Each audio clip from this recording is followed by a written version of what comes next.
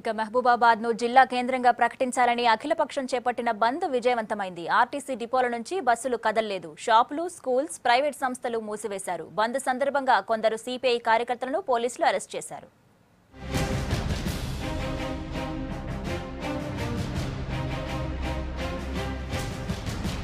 వరంగల్ జిల్లా మహబూబాబాద్లో బంద్ ప్రశాంతంగా జరిగింది.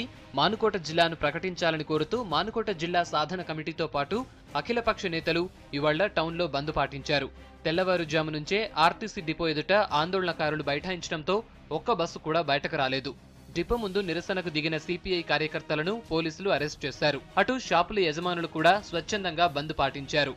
ప్రభుత్వం స్పష్టంగా మైబాదును లేకుండానే పంపించడం జరిగింది కేంద్ర ప్రభుత్వానికి. కానీ గతంలో ఉన్నప్పుడు వరంగల్ జిల్లాలో ఒక మైబాదును మాత్రమే జిల్లాగా చేయాలని పంపించడం జరిగింది. కానీ ఈసారి టీఆర్ఎస్ గవర్నమెంట్ వచ్చిన తర్వాత పూర్తిగా విభిన్నంగా, అంటే చంద్రశేఖర్ గారు ఆయన ఆలోచనలు ఏమొస్తే ఆయన అదేవిధంగా ఆ ప్రాంతాన్ని జిల్లాగా ప్రకటించడం జరుగుతుంది. కానీ సరైనది కాదు. ప్రజల అభిమానం మేరకు, ప్రజల మన్నిక కొరకు ఇక్కడ వరంగల్ జిల్లాను ఇంకా జిల్లాగా మార్చి అభివృద్ధి చేయాలంటే కేవలం మైబాద్ మాత్రమే లక్ష్యంగా చేసుకోవాలని మేము ఈరోజు స్వచ్ఛందంగా అన్ని వ్యాపార వాణిజ్య వర్గాలు, ఆటో యూనియన్లు ఇవాళ ఒక్క బస్సు కూడా బయటికి వెళ్ళలేదు. అదేవిధంగా స్కూళ్ళు, విద్యా సంస్థలు అన్నీ కూడా బంద్లో పాల్గొన్నాయి.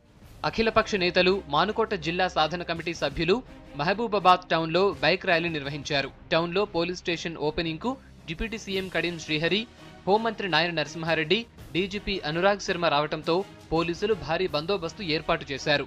కొందరు సిపిఐ కార్యకర్తలను పోలీసులు ముందుగానే అదుపులోకి తీసుకున్నారు.